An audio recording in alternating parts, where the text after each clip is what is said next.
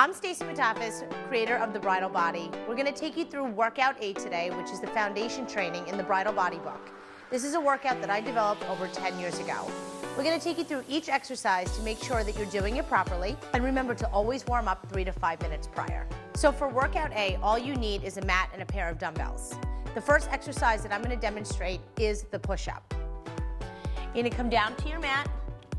You're going to take your hands shoulder width apart, making sure that your shoulders are always over the wrists. You're going to take each leg back, and now you're going to ensure that your tailbone and head are in alignment. You're going to lower yourself down to the ground as low as you can, and pressing yourself back up. Okay, so ladies, now we're going to get into that push-up position. Making sure that the shoulders and the wrists are always in line. Belly nice and flat, and the head and tail are in alignment, lowering ourselves down as low as we possibly can and coming back up. Great job. And actually, I'm going to have Erin demonstrate a modified push-up. So if that push-up is way too difficult for you to handle, you can come onto the knees, keeping the same body structure and lowering yourself down to the ground and pressing yourself back up. Remember, every exercise that we do, we're going to do 3 sets of 10 to 12 repetitions. The next exercise we will be performing now is the plank. So you're going to come onto your mat, and in a forearm stance, you're going to lower your arms down, clasping the hands together for wrist safety. We're going to press each leg back, coming onto the toes, lowering the hips down so that the head and tail are in a line. This position should be held anywhere from 30 to 60 seconds. Okay, ladies, so I'm going to ask you to come into that plank position. So forearms down, hands clasped together, lowering the hips down and keeping the belly nice and tight. And again, this position should be held anywhere from 30 to 60 seconds. Great. The next exercise we're going to perform today is the squat. So in squat position, your feet are always hip width apart, toes forward. You have the option of using the dumbbells or doing the exercise without the dumbbells. You're going to tuck your pelvic floor under, and you're going to sit down 90 degrees, making sure that the knees never pass over the toes, and then come back up to starting position.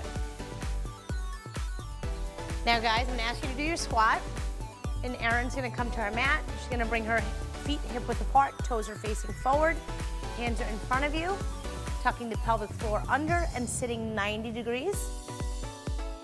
Good. Keep going. Great job. And again, remembering every exercise, we're doing 10 to 12 repetitions, 2 to 3 sets. Our next exercise in Workout A is a Roman chair raise. If you're in a conventional gym, you can use that piece of equipment. If you're doing this workout at home, our alternate exercise that we recommend is the crunch. So in order to perform the crunch properly, we're going to come back down to our mat.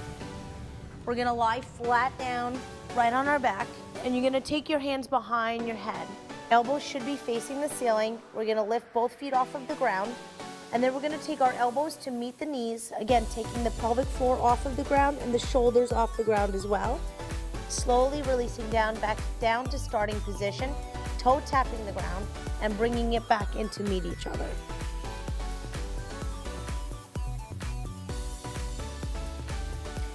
Okay, so ladies, we're going to come into that crunch position. Again, lowering flat down on your back, hands behind the head, elbows face the ceiling, taking both legs off of the ground, bringing our elbows to meet the knees, making sure that the pelvic floor does come off the ground and the head, neck, and shoulders, slowly releasing down so that the toes tap the ground and bringing it back in. Good. Excellent. Our next exercise in Workout A is our military press. For this one, you will need a pair of dumbbells. Okay, so our standing military press, everyone's going to stand up, and we're going to take our dumbbells. They grab onto their dumbbells. And we're going to come into what I call my upside down box. And our elbows are always in line with the shoulders. Our palms are facing toward the ceiling, and you have a loose grip on the dumbbells. You're going to raise your arms, fully extending through, making sure the dumbbells hit each other at the top, and bringing it back down to that starting position. Again, remembering that the elbows and the shoulders are always in a line, and bringing it back up to that extended position and back down to the starting position. Okay, so Nikita, we're gonna come to that starting position. Again, my upside down box, making sure that the palms are facing toward the ceiling.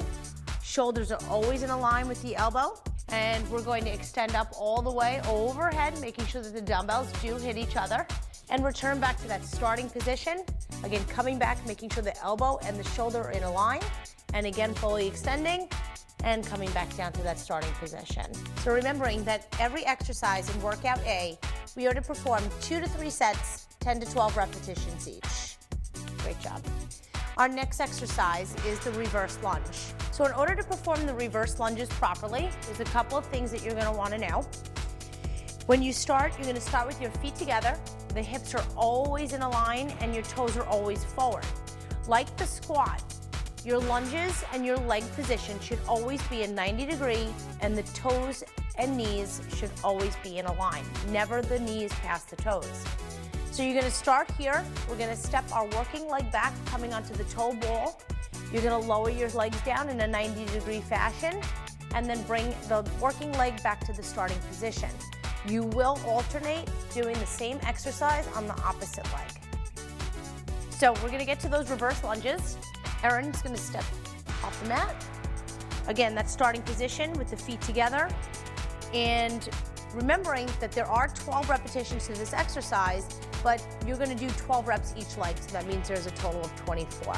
So stepping back first with the right leg, making sure we're in that 90-degree safety fashion, come back to that starting position, alternate the leg, again, making sure that the knees don't pass over the toes, and coming back to that starting position. One more time.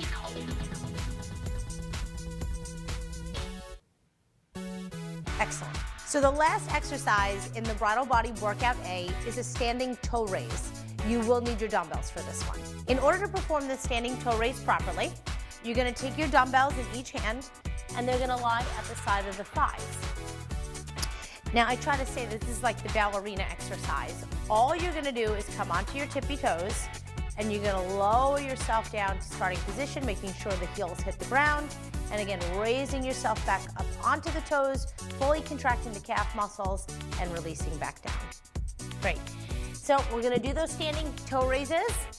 Jen's gonna keep her dumbbells at her side. You're gonna come onto the tippy toes and slowly lower down, back down to starting position. Good, coming back up onto the toes, lowering yourself down to starting position one more time.